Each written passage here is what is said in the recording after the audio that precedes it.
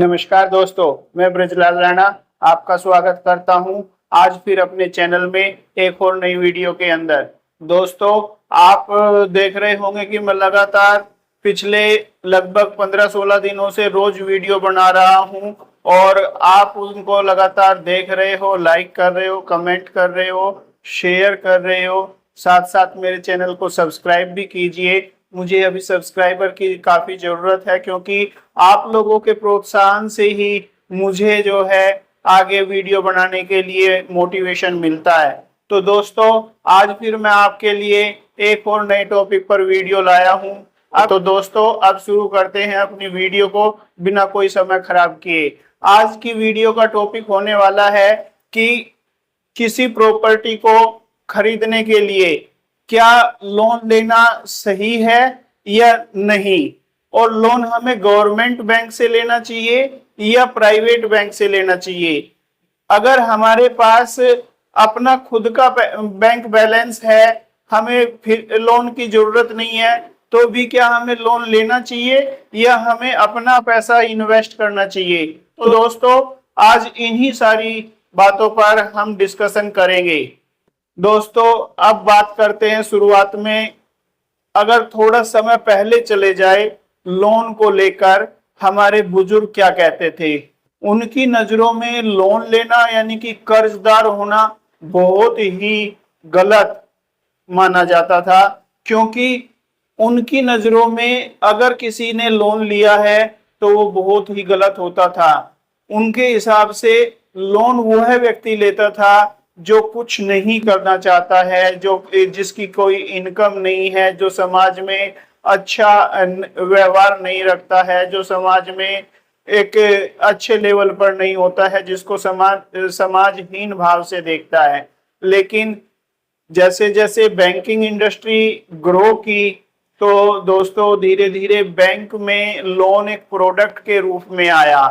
Loan जो है बहुत सारी तरह के होते हैं। पर्सनल लोन भी होता है, क्रेडिट लोन भी होता है, प्रॉपर्टी लोन भी होता है, बिजनेस लोन भी होता है, एजुकेशन लोन भी होता है। कंस्ट्रक्शन करने के लिए अपने मकान को लोन होता है, अपने मकान को परचेज करने के लिए लोन होता है। हम जो है एक फ्लैट खरीदने जा रहे हैं, उसके लिए लोन होता है। हम गाड़ी खरीदने के लिए जा रहे हैं, उसके लिए लोन होता है। दोस्तों, आज के समय में लोन ही लोन अवेलेबल है। तो इसी सिलसिले में हम बात करेंगे कि अगर हम कोई मकान खरीदने जा रहे हैं, हम कोई प्रॉपर्टी खरीदने जा रहे हैं, हम फ्लैट खरीदने जा रहे हैं, हम कोई लैंड खरीदने जा रहे हैं, प्लॉट खरीदने जा रहे हैं, विला खरीदने जा रहे हैं, बंगलो खरीदने जा रहे हैं, तो हमें क्या लोन लेना चाहिए, इस पर बात करते हैं।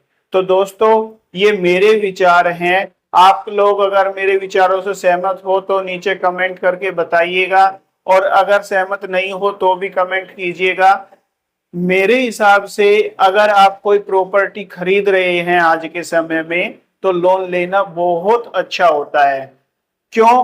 क्योंकि हो सकता है आपके पास लोन की रिक्वायरमेंट ना हो, आप ऑलरेडी जो पैसा आपको इन्वेस्ट करना है वो आपके पास हो, लेकिन उसके बावजूद भी आपको थोड़े अमाउंट के लिए भी लोन लेना चाहिए, और वो भी गवर्नमेंट बैंक से। क्यों? क्योंकि दोस्तों, आज के समय में जो बिल्डर है, जो डेवलपर है, उनका हमें पता नहीं होता है। वो हमारे सामने बहुत अच्छे से अपने सारे डॉक्यूमेंट्स, अपनी सारी प्रॉपर्टी, अपना सारे प्रोजेक्ट्स को शो करते हैं, और हमें लगता है ये सब कुछ इसके टाइटल क्लियर हैं। और अगर इसके सारे टाइटल क्लियर है तो अपना पैसा इन्वेस्ट करने में यहाँ कोई प्रॉब्लम नहीं है, और हम वहां अपना पैसा इन्वेस्ट कर देते हैं। लेकिन बाद में हमें पता चलता है कि इस डेवलपर की बैकग्राउंड अच्छी नहीं थी, या इस डेवलपर ने प्रोजेक्ट अच्छा डिलीवर नहीं किया है, पिछले प्रोजेक्ट्स में भी इसके कुछ प्रॉब्लम्स रही है, और आने वाले समय में हमने जो पैसा इन्वेस्ट किया था उसका रिटर्न हमें उस मुताबिक नहीं मिल पाता है जो हमने अपना एक माइंड सेट बना के किया था कि आने वाले समय में इससे इन्वेस्टमेंट का जो पैसा रिटर्न के रूप में मुझे आएगा वो मैं अपने बच्चों की पढ़ाई में लगाऊंगा, हायर एजुकेशन के लिए, या उससे मैं जो है अपना रिटायरमेंट के बाद अपना लाइफ को सेटल करूंगा या अपने बच्चों की शादी के लिए उसका इस्तेमाल करूंगा, वे सारी की सारी प्लान हमारी धरी की धरी रह जाती है, फ्लॉप हो जाती है। यहाँ हमें ये जरूरी होता है कि हम सोच समझ कर डिसीजन ले। क्यों हम लोन ले? क्योंकि दोस्तों हम जो है प्रॉपर्टी खरीदते हुए हमें खुद से भी जो है वहां की जो लोकल डेवलपमेंट अथॉरिटी है खुद से इन्वेस्टिगेशन करनी चाहिए कि जहां हम प्रॉपर्टी खरीदने जा रहे हैं वो सब कुछ लीगल टाइटल रखती है या नहीं रखती है। और इसी के साथ साथ अगर हम लोन के लिए अप्लाई करते हैं तो दोस्तों बैंक, और वो भी स्पेशली गवर्नमेंट बैंक, जिस भी प्रोजेक्ट में हम लोन लेने के लिए जा रहे हैं बैंक के पास हमसे बहुत ज्यादा रिसोर्सेज होती है यह चेक करने के लिए कि वो प्रॉपर्टी लीगल है या नहीं है, उसके सारे टाइटल क्लियर है या नहीं है, वह प्रॉपर जमीन है या किसानों की जमीन तो नहीं है, उस जमीन के साथ पीछे कोई इलीगल चीजें तो नहीं जुड़ी हुई है, उसके सभी डॉक्यूमेंट्स प्रॉपर हैं या नहीं है।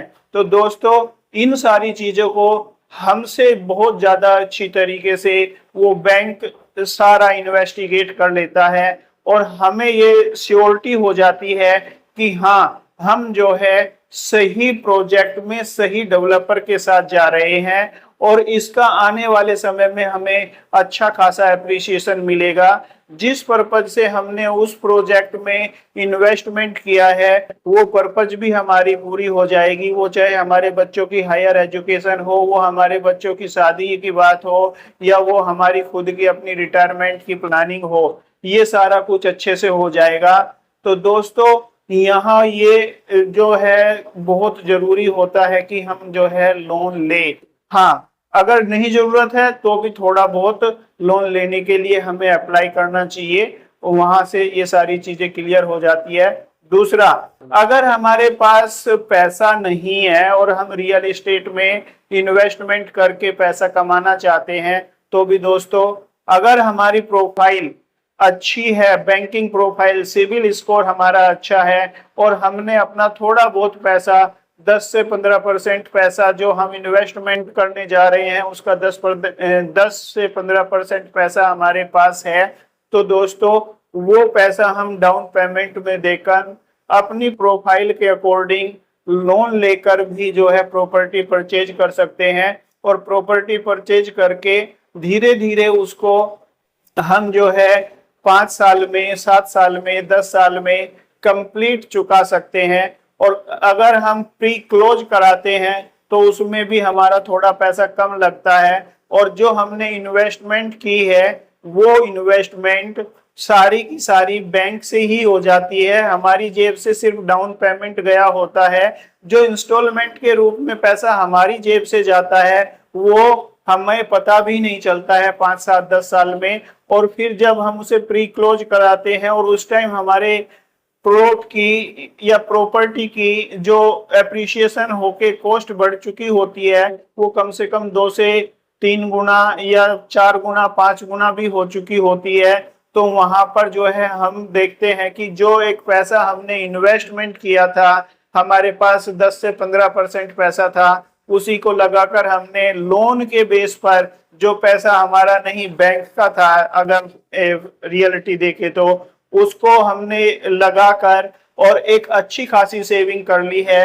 क्योंकि जो इन्वेस्ट किया, जो हमने टोटल 5 साल के अंदर बैंक को इंस्टॉलमेंट के रूप में भी दिया, वो सारा पैसा देखा जाए और जो हमने वहां पर उस प्रोजेक्ट को रीसेल किया अपनी प्रॉपर्टी को, वहां से जो हमें रिटर्न आया, दोनों का अगर डिफरेंस देखा जाए तो दोस्तों आज के समय में ये काफी बड़ा डिफरेंस होता है। तो दोस्तों मेरी आप लोगों को यही सलाह है कि हमें प्रॉपर्टी खरीदते हुए लोन के लिए जरूर जाना चाहिए, क्योंकि लोन लेने से हमें अपने डॉक्यूमेंट्स प्रॉपर्टी के लीगल है या नहीं है वो भी पता चल जाता है, सारे टाइटल क्लियर है या नहीं है ये भी क्लियर हो जाता है, वह जमीन किसान की तो नहीं है या किसी थर्ड पार्टी की तो नहीं है ये भी हमें क्लियर हो जाता है, वो एनए प्लॉट है या नहीं है ये भी हमें क्लियर हो जाता है।